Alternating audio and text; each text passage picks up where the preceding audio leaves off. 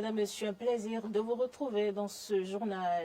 Des professionnels des médias sensibilisés sur la prévention des violences basées sur le genre hier à la faveur d'un atelier de formation organisé par l'UPMB.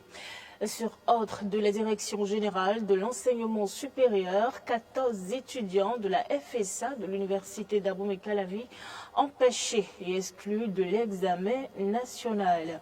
Les États-Unis ont officiellement coupé l'intégralité de leur aide au Gabon en réponse au coup d'État du 30 août dans le pays. Ils pourraient revenir sur la décision en cas de progrès démocratique.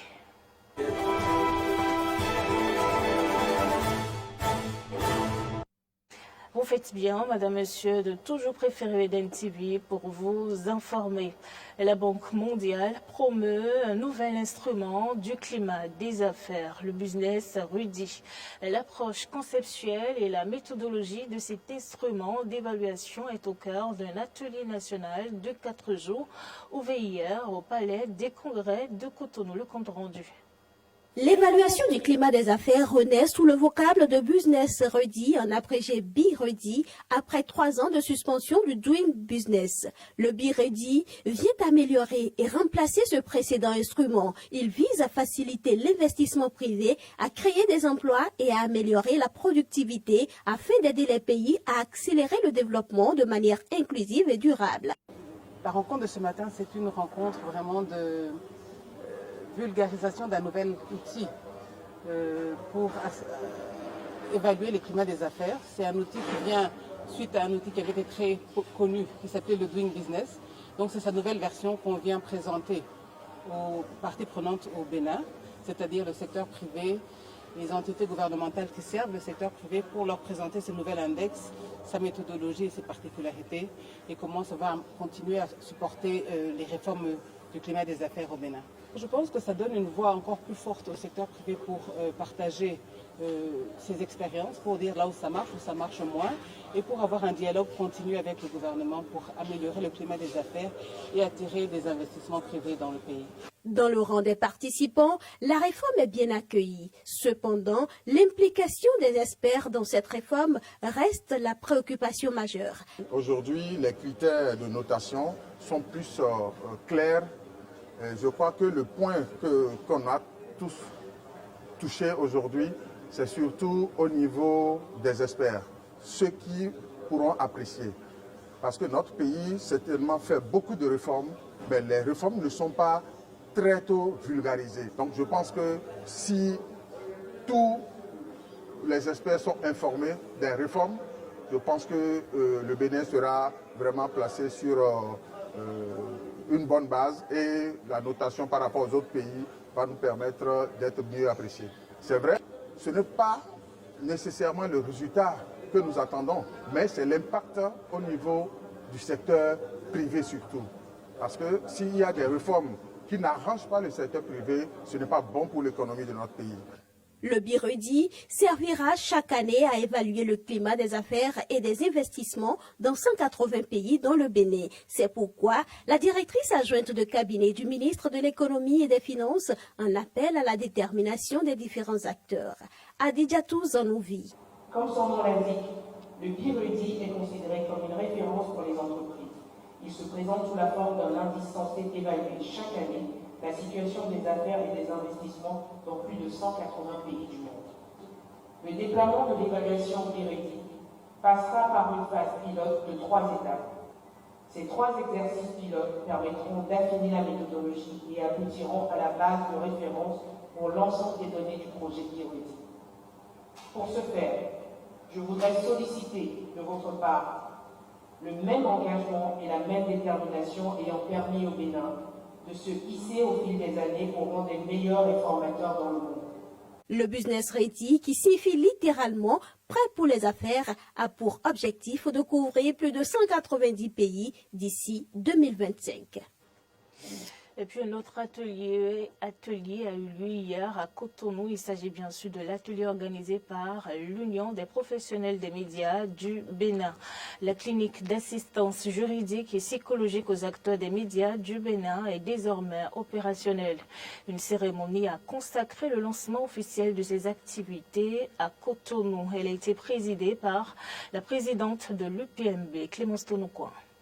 Installée dans le cadre de la mise en œuvre du projet Initiative Médias sans violence basée sur le genre, la clinique d'assistance juridique et psychologique aux acteurs des médias du Bénin se veut un dispositif pédagogique et social d'accueil, d'information et de prise en charge globale des victimes de violences basées sur le genre, avec un accent mis sur l'écoute et l'enregistrement de leurs plaintes.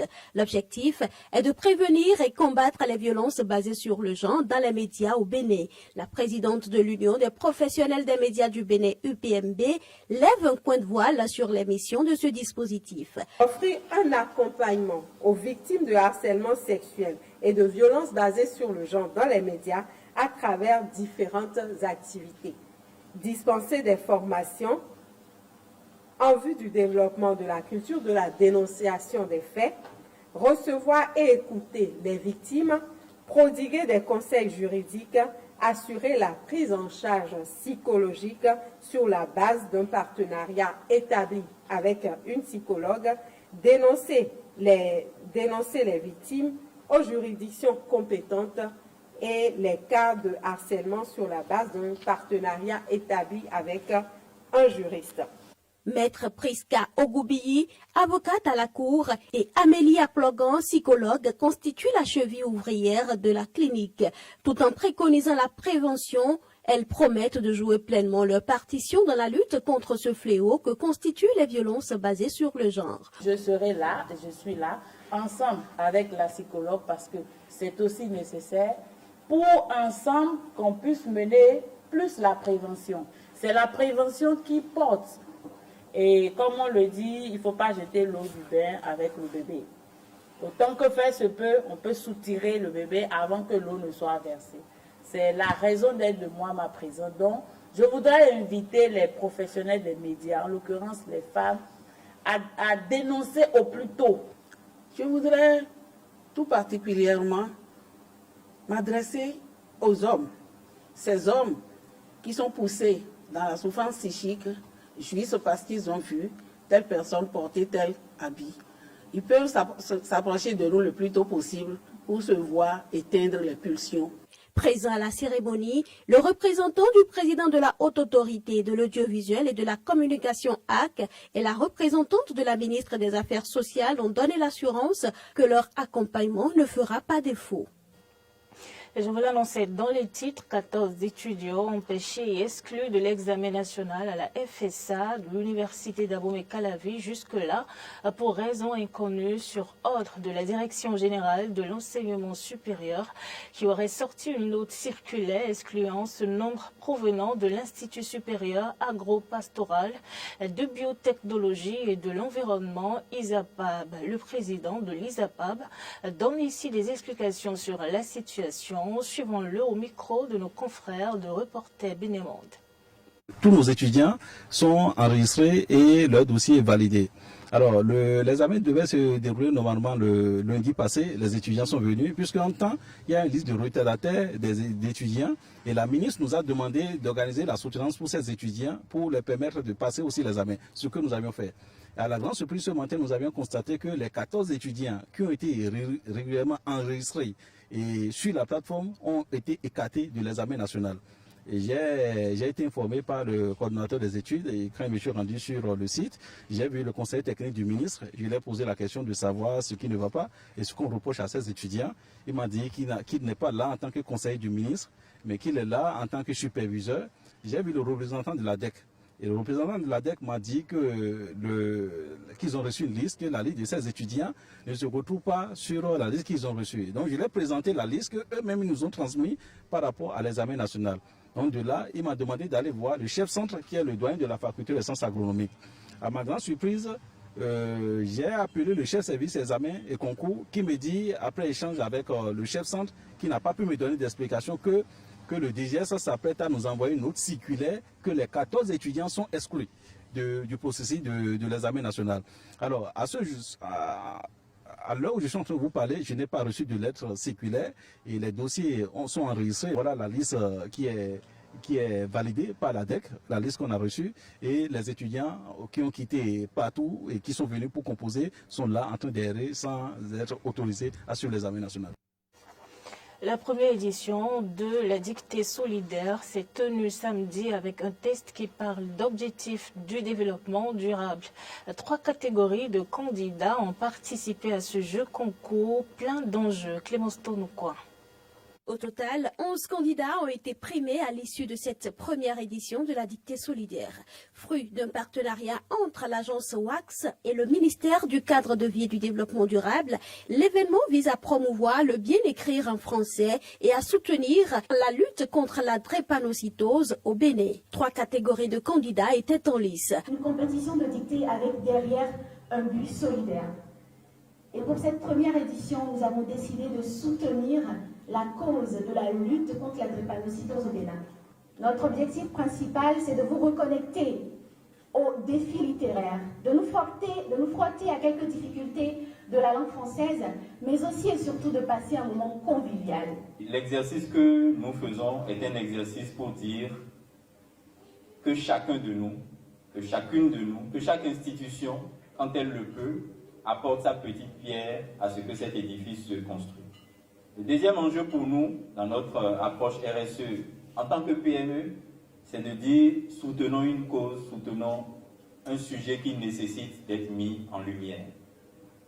La lutte contre la drépanocytose au Bénin, et comme vous pouvez l'entendre, beaucoup d'acteurs qui parlent vous le disent, c'est un mal que nous devons embrasser et dont nous devons nous débarrasser. Et pour y arriver, c'est en parlant qu'on y arrive. Que d'attentes à nourrir, c'est le titre du test de la dictée. Il s'agit d'un test inédit avec 3 niveaux de difficulté proposés par Georges Amelon. L'équipe de correction composée d'enseignants de français n'a pas manqué de faire quelques observations sur le test. Le test, en réalité, est un test un peu long et écorcé. En temps normal, si c'était à l'école, si c'est corsé, c'est un peu court. Mais si c'est long, c'est un peu relax et les participants vont composer sans trop de souffrance. Parce qu'à travers la correction, on a vu que les gens souffraient. Le représentant du ministre de l'Enseignement secondaire s'est réjoui de ce que l'initiative émane des acteurs externes au système éducatif. Il a ensuite rassuré de son accompagnement personnel pour les éditions à venir et d'autres initiatives similaires. Ça fait plaisir de savoir qu'il y a des gens qui ne sont pas du système éducatif, mais qui s'y intéressent, qui innovent, qui amènent nos apprenants à des exercices qui devront assurément contribuer à leur développement, à leur épanouissement et à améliorer leurs compétences linguistiques.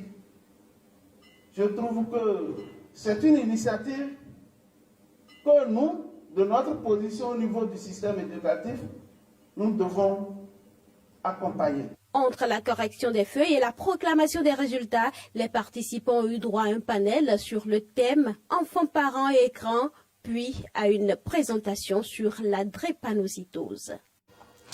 Parlons à présent sport. La Confédération africaine de football, CAF et Puma ont présenté POCO, le ballon officiel de la Coupe d'Afrique des Nations CAF Total Energies Côte d'Ivoire 2023. Le ballon qui sera utilisé au cours de la 34e édition du plus grand événement sportif sur le sol africain a été nommé en hommage à la légende ivoirienne Laurent Pokou. En 1970, face à l'Éthiopie, le joueur des éléphants avait réalisé un quintuplé et qualifié son pays en battant au passage le record du nombre de buts marqués par un joueur lors d'un match de phase finale de Coupe d'Afrique des Nations. À la suite de l'annonce de partenariat entre la CAF et Puma, Pokou a été présenté au public donc pour la première fois lors du tirage au sort de la Coupe d'Afrique des Nations CAF Total Energies à Abidjan le 12 octobre dernier.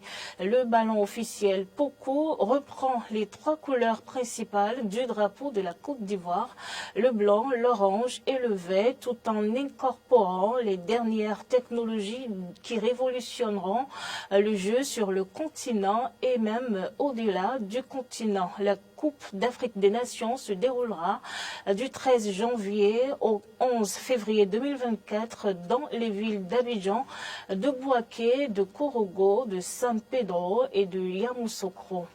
Et sans transition, on s'intéresse à l'information en dehors du Bénin au Gabon. Après le coup d'État, les États-Unis suspendent la totalité de leur aide. Ils ont affirmé hier à travers un communiqué du porte-parole du département qu'ils pourraient revenir sur la décision en cas de progrès démocratique. Kekili Ojo. Après avoir suspendu une partie de leur aide étrangère au Gabon, les États-Unis ont annoncé hier en couper l'intégralité après le coup d'État dans le pays le 30 août. Libreville ne recevait cependant que peu d'aide américaine contrairement à d'autres pays comme le Niger. Nous la reprendrons en même temps que des actions concrètes du gouvernement de transition vers l'établissement d'un régime démocratique, a indiqué dans un communiqué le porte-parole du département d'État Matthew Miller. Les États-Unis soutiennent le peuple gabonais dans ses aspirations démocratiques à la prospérité et à la stabilité, a-t-il ajouté. Le 30 août, l'armée gabonaise a renversé le président Ali Bongo Ondimba au pouvoir depuis 14 ans, un coup d'État dénoncé par la communauté internationale. L'ancien chef de l'État avait été proclamé vainqueur d'une élection présidentielle largement critiquée pour des irrégularités. Le nouveau Premier ministre gabonais, nommé par l'armée Raymond Ndong Sima, a appelé à distinguer les coups d'État. L'intervention des militaires au Gabon était un moindre mal pour éviter un embrasement face à un énième hold-up électoral, a-t-il affirmé à la tribune de l'ONU en septembre. Le Gabon, terre riche en pétrole, ne recevait que peu d'aide américaine, contrairement à d'autres pays comme le Niger, qui a aussi connu un coup d'État fin juillet. Et c'est la fin de ce journal. Merci à toute l'équipe technique qui a permis de réaliser cette édition du journal. Merci à vous également, madame, monsieur, de nous avoir suivis. Restez fidèles à tous nos programmes.